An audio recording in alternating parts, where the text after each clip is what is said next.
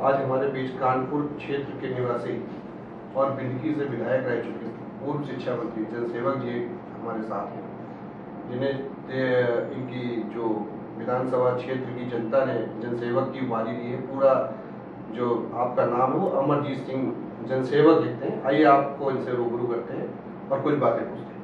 जनसेवक जी, ये बताइए कि आप कहाँ मूल निवासी कहाँ के हैं और आपकी प्रारंभिक शिक्षा और बाकी शिक्षा कहाँ से? ग्राम अदबापुर, पोस्ट कोरसम, जनपद फतेहपुर। वहाँ हमारा एक बहुत ही साधारण किसान परिवार में जन्म हुआ और मेरी शिक्षा गांव में रही। मैं कक्षा 2 का विद्यार्थी था। उस समय हम लोग बगीचे में आम बीनने गए थे। उस समय गए थे, हमारी 2 किलोमीटर की दूरी पर रेलवे स्टेशन था, बिंदकी रोड। साथ में बच्चे थे, तो रेलवे चल दिए अपना अंडरवियर में न्याय। वहाँ में पैसेंजर ट्रेन खड़ी हुई थी, इलाहाबाद आगरा पैसेंजर चलती थी। हम लोग बैठ गए। बैठ जाने के बाद कुछ लड़के तो अगले स्टेशन में दहशत में उतर गए। न्याय पर पहुँचाना चाहिए, चल दिए तो चल दिए। इटावा रेलवे स्टेशन में एक मजिस्ट्रेट चेकिंग थी। उस मजिस्ट्रेट चेकिंग में सबको उतारा गया। हमारे पास भी टिकट नहीं था, हमें उतार दिया गया। वहाँ पर एक स्टेशन मास्टर साहब थे, उन्होंने हमको अपने साथ ले लिया। साथ घर ले गए। घर ले जाने के बाद जिस तरह की हमारी चोक वाली बनियाएं, अंडरवियर, बढ़िया रंग बदरंग, उन्होंने अपने घर में सब। दूसरे दिन हमारी हुलिया बदल गई, बढ़िया बूटर सूटे। और इसके बाद का हमारा प्रवेश करा दिया उन्होंने छोटे से स्कूल में। हमारी वहाँ शिक्षा इटावा में। हाँ, वो स्टेशन साहब के बच्चे जन्म पैदा होते थे, लेकिन उनकी मृत्यु हो जाती थी। वो लोग बचते नहीं थे। इस आधार पर उन्होंने हमको, और इसके बाद हम जब थोड़ा बड़े हुए वहाँ रहे, तो उनके यहाँ जो भी बच्चे पैदा हुए वो बचने लगे। अच्छा। तो हमको उन्होंने अपना बिल्कुल पुत्र हर तरीके से वैधानिक तरह हमको अपना पुत्र बना लिया। और इसके बाद हम लोगों की उन्होंने हमारा एडमिशन कराया आगरा कॉलेज आगरा में। वहाँ विद्यार्थी राजनीति में सक्रिय रहा। मैं SYS में काम करता था विद्यार्थी जीवन से। तो क्या राजनीति में आने की प्रेरणा कैसे लगी, या विद्यार्थी जीवन से ही राजनीति में लगाव लगा? सक्रिय तो थे विद्यार्थी जीवन से। मैं कक्षा 5 में मॉनिटर था। अच्छा। तो की क्षमता थी, तभी तो मॉनिटर बना दिया। और इसके बाद इंटर कॉलेज में यहाँ पढ़ते, तो वहाँ मैंने छात्र संघ का निर्माण किया। मैं छात्र संघ, इसके बाद आगरा विश्वविद्यालय में मेरा, वहाँ भी हम यूनियन के पदाधिकारी रहे।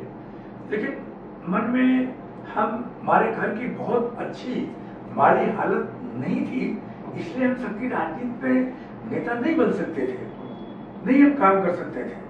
जनता पार्टी की हुकूमत जब आई तो उस पीरियड में हम लोग बहुत संघर्ष किए, लेकिन हम लोगों को विधानसभा लड़ने की क्षमता नहीं थी, इसलिए कि आर्थिक दृष्टिकोण से हम लोग मजबूत नहीं थे।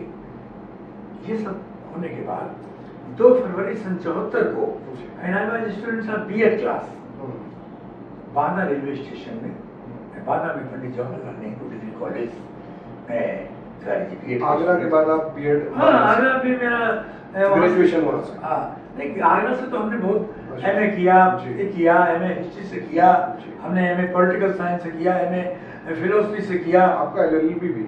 जी हाँ, LLB भी है हमारा। तो इसके बाद फिर वहाँ से हमारा किन्हीं परिस्थितियों बस कारणवश आगरा कॉलेज से हमारा एक्सपल्सन हो गया। वहाँ कुछ बच्चे थे, उन्होंने कहा भाई हमारे डैडी है पंडित जवाहरलाल नेहरू डिग्री कॉलेज में, वहाँ प्रिंसिपल है, मैनेजमेंट उनको परेशान किए। जिस प्रकार यहाँ संघर्ष करके मैनेजमेंट को आपने ठीक किया, उसी तरीके हमने कहा आपने B.Ed में एडमिशन ले ले। हम लोग ठीक करते चल के B.Ed में साहब एडमिशन हो गया हम लोगों का। वहाँ ट्रेन दुर्घटना में 2 फरवरी 74 को आपका हमारा एक्सीडेंट हो गया। हाथ कटने के बाद हमको महसूस हुआ कि अब जिंदगी दूसरी है। हम लोग सुरक्षित थे, तेज था, लेकिन कुछ दिनों के लिए लगा दिया तो, लेकिन मन स्वभाव वही था, सोच वही थी। हम लोग जब वहां से चलने के बाद अपने गांव में आए, गांव में आने के बाद चौपाल लगी। चौपाल में बड़े बूढ़े दादा काका चाची पूरा गांव इकट्ठा हुआ। लुट कर रघुनाथ के नाती हमारे की जिंदगी बर्बाद हो गई, या तो किसी काबिल नहीं रहा। किसी ने कहा आपको मालूम नहीं कि ये क्यों हो गया, कैसे हो गया? ये बिना टिकट थे। अच्छा, इधर उधर उसी चक्कर में इनका ट्रेन कट गया, हाथ कट गया। जब दुर्दिन होते हैं, बुरे दिन होते हैं इंसान के, ये मैंने अनुभव किया अपने जीवन में।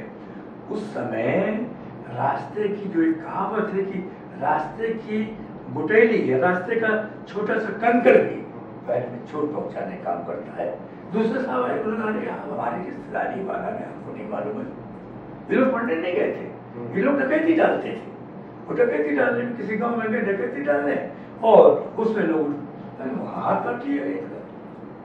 तरह किया। उन्होंने साहब आपको असलियत नहीं मालूम है, असलियत मुझसे पूछिए। कॉलेज में मीडिया बेटवा सब नहीं पढ़ते हैं, किसी न किसी चक्करबाजी में कहा।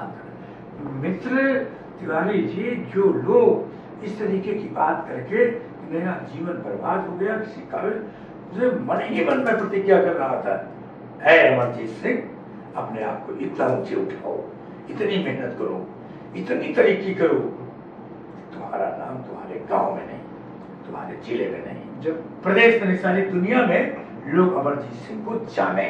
जब आपके साथ ये घटना हो गई, इसके कितने दिन बाद आपने जो विकलांगों के लिए कार्य करना शुरू किया, आपने सोच बदली अपनी, ये कहीं ना कहीं उनके प्रति एक सॉफ्ट कॉर्नर आपके अंदर आया, तो उसको कैसे आपने फिर आगे बढ़ाया? जब मैं स्वयं विकलांग हुआ जी, तो मुझे विकलांगता का कष्ट और विकलांग अपने जीवन में किन परिस्थितियों से गुजरते हैं, ये मुझे एहसास हुआ। तो मुझे लगा कि इस समाज में, दुनिया में विकलांगों से कमजोर कोई नहीं है। इनकी मदद के लिए हमको विकलांगों को ताकतवर बनाना है। मैंने संपूर्ण भारत में हर प्रदेश में जा जाके विकलांगों की बैठकें की, और दिल्ली के ताल कटोरा मैदान में जब हमने विकलांगों की कॉन्फ्रेंस की, तो उसमें सारे विकलांगों ने हमको अपना राष्ट्रीय अध्यक्ष चुन लिया। राष्ट्रीय अध्यक्ष चुने जाने के बाद हम लोग तत्कालीन, आप किसी पार्टी से जुड़े थे? नहीं, किसी पार्टी से नहीं जुड़ा था। तब तत्कालीन समाज कल्याण बोर्ड की चेयरमैन श्रीमती सुशीला रोहतगी, जो हिंदुस्तान की डिप्टी फाइनेंस मिनिस्टर रही, हिंदुस्तान की ये पावर मिनिस्टर रही, हिंदुस्तान में पेट्रोलियम मिनिस्टर रही, उत्तर प्रदेश में गृह मंत्री रही, उत्तर प्रदेश में ऊर्जा मंत्री रही, वो समय चेयरमैन थी समाज कल्याण बोर्ड की। उन्होंने हम लोगों ने इच्छा की कि हम लोग माननीय प्रधानमंत्री से संपर्क करना, और उस समय प्रधानमंत्री इंदिरा जी थी। इंदिरा जी से भेंट कराने का काम श्रीमती सुशीला रोहतगी ने किया। हम लोग जब इंदिरा जी से मिले तो पहली डिमांड थी कि विकलांगों को राजप्रताप विधान परिषद में मनोनीत करने का काम जगह मिलनी करें। इसलिए हम लोगों को लगा कि जब तक हमारा प्रतिनिधि हमारी कोई बात कहने वाला नहीं होगा, तब तक हमारी समस्याओं का निराकरण नहीं। विकलांगों का सर्वांगीण विकास, इनको पुनर्वासित करने का काम तभी हो सकता है जब हमारा कोई प्रतिनिधि हाउस में हो, पार्लियामेंट में। हिंदुस्तान में कोई ऐसा राजनीतिक दल नहीं है जिसके सामने हमने विकलांगों के साथ कटोरा लेके भीख मांगने का काम न किया हो कि विकलांगों को मनोनीत करने का काम हो। सब हाँ ठीक है, किनारे से निकल आते हैं चार चार। फिर अपने हमारे मन में हमारा ये विचार है, जब कोई चीज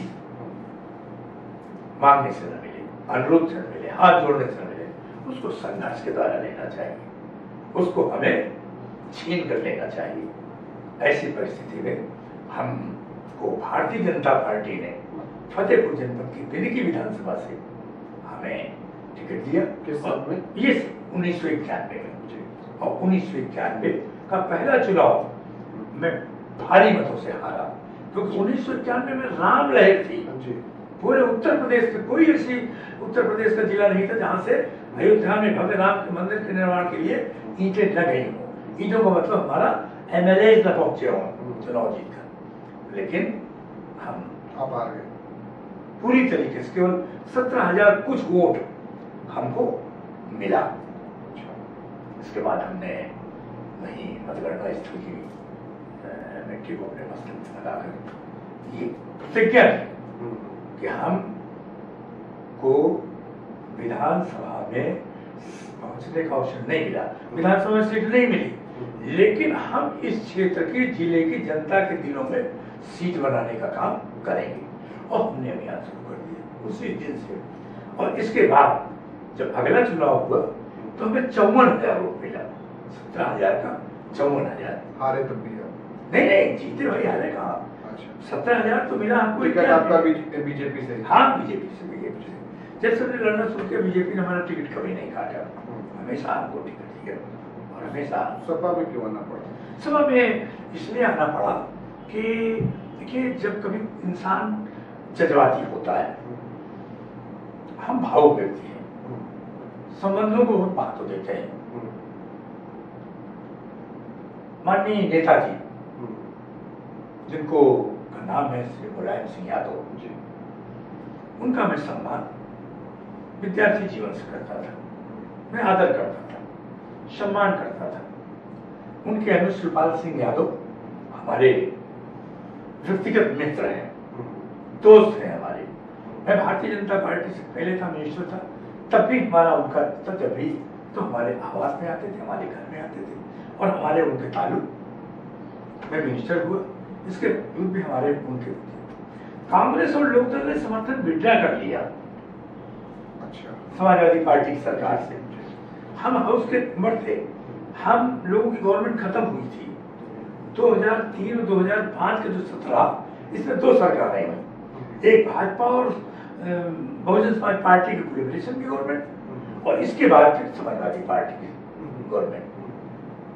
उस समाजवादी पार्टी की सरकार कैसे बनी थी, क्या था, वो एक अलग का विषय है।